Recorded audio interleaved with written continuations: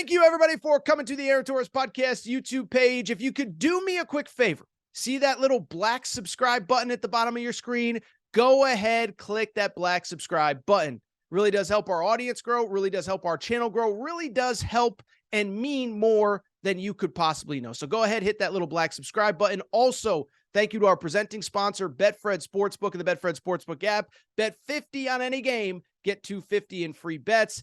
Thank you again to Betfred. Thank you again to you. Now, here is the video that you came here for.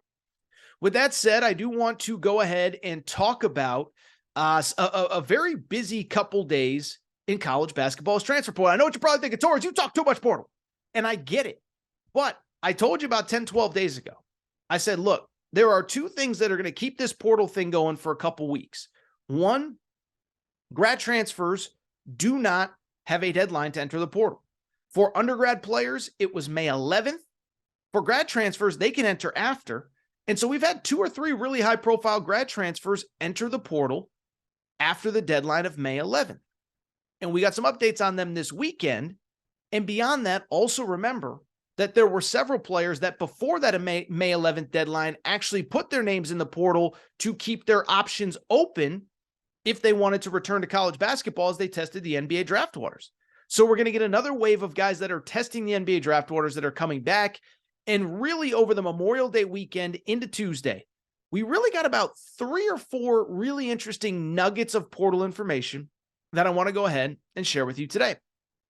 So let's start with one of those grad transfers. Kid by the name of Cam Spencer, a player who we talked about when he entered the portal last week. He entered it 2 weeks ago, but we talked about it last week. And we talked about him because it was an interesting kind of decision. One, first of all, he's a really good player.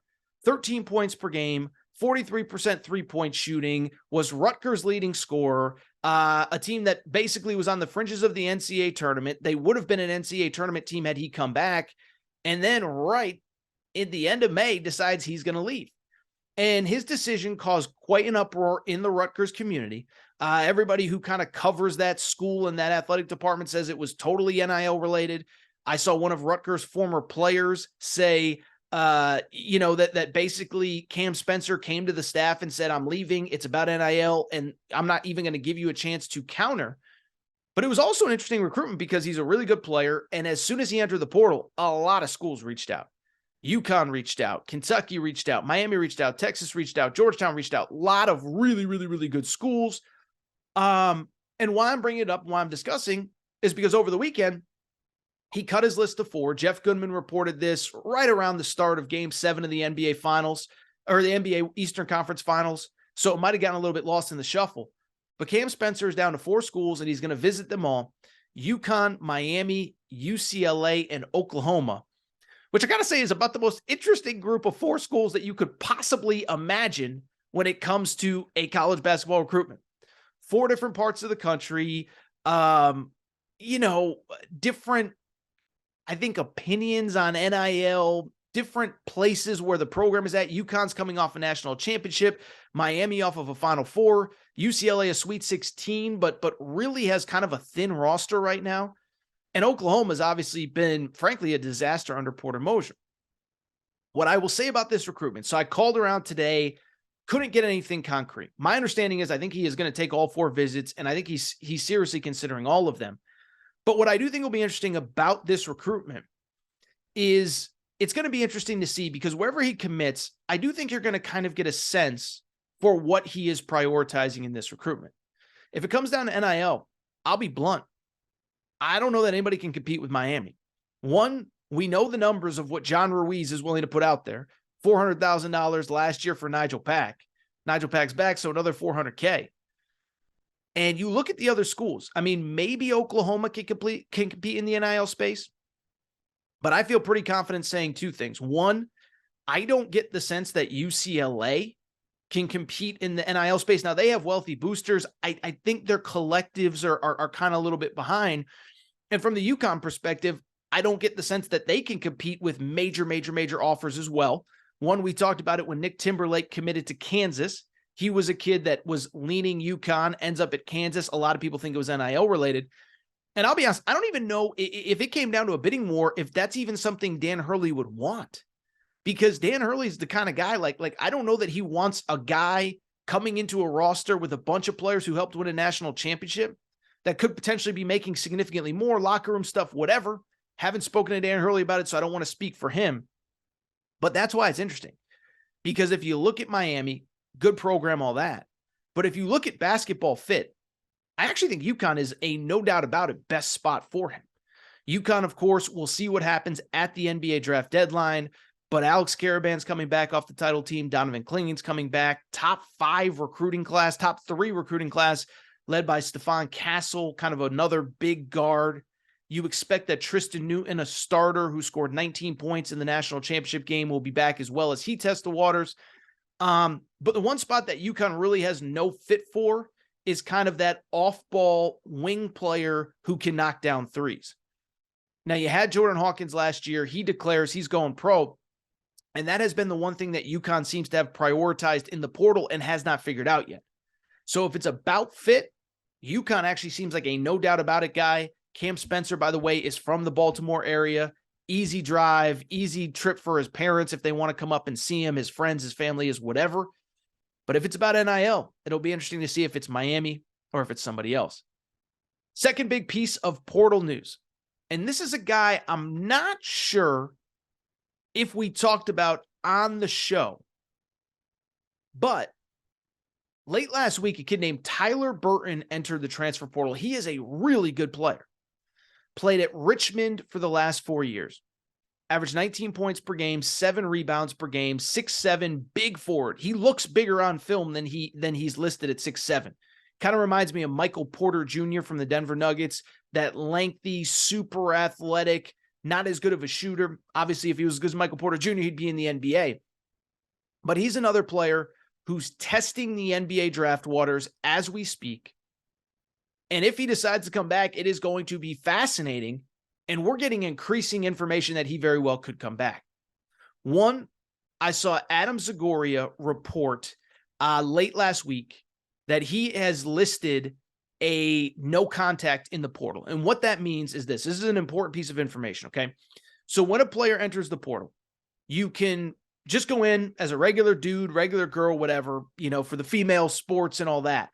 And you can go in and leave your contact information, have every school in America reach out. What you can also do is go in as a no contact, which basically means one of two things. You don't want a million schools reaching out, or you might have a pretty good idea of where you want to go even before you have entered the portal. And so I bring it up. I'm not accusing anyone of tampering or anything like that. But I saw this piece of information that I thought was very interesting, which is that John Rothstein, just talked about him with Caleb Love, sent out a tweet on Tuesday afternoon that said this. It said, sources, Villanova has emerged as a strong potential candidate for Richmond transfer Tyler Burton. Burton is also an early entrant to the 2023 NBA draft, averaged 19 points and 7.5 rebounds per game. Let me just say this. John's really good at what he does. I respect the heck out of him. John is not just going to put out a rumor that he heard that Villanova could be in the mix. If he doesn't feel like there is a very good chance that if Tyler Burton decides to come back to college basketball, Tyler Burton is going to Villanova.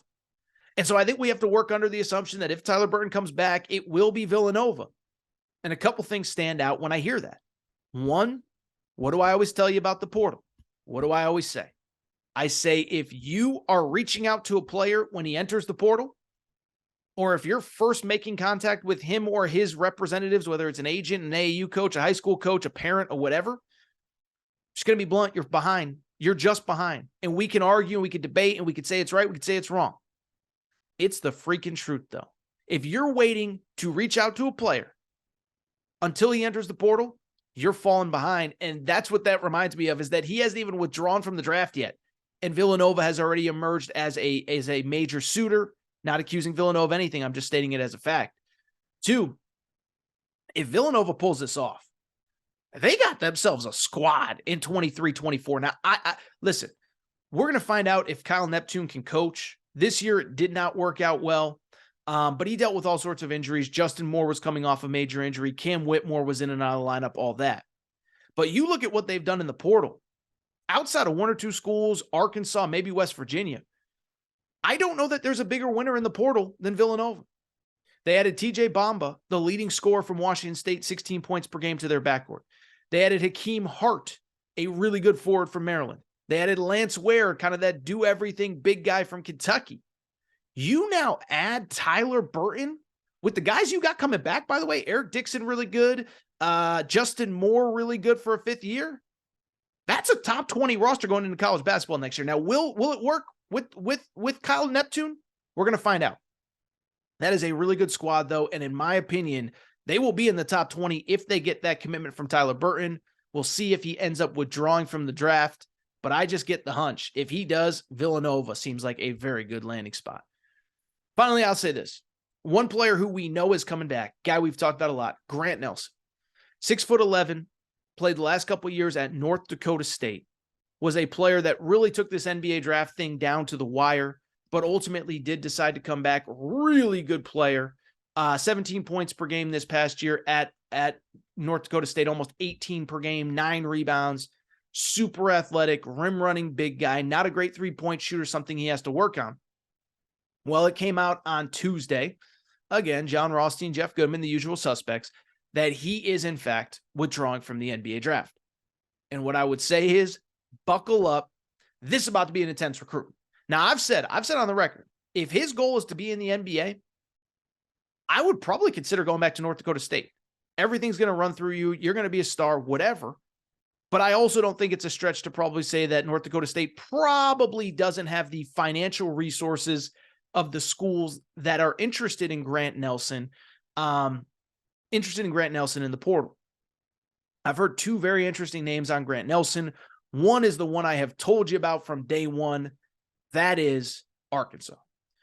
Arkansas, of course, is a school that is very active in the portal, very good in terms of, listen, I think they have a national championship caliber team this coming year. I don't know exactly how Grant Nelson would fit. Trevin Brazil is already there. All the transfers showed up this weekend. I know there were whispers. I saw some stuff on the internet that maybe some guys weren't going to show up. I'm not here to speculate on that. But what I will say is you add Grant Nelson to this team, that is a really, really, really, really, really, really, really good team. So Arkansas is one I've heard on Grant Nelson. I also heard some interesting North Carolina buzz on them. Now, North Carolina has Armando Bacot, but he's kind of that true back-to-the-basket center.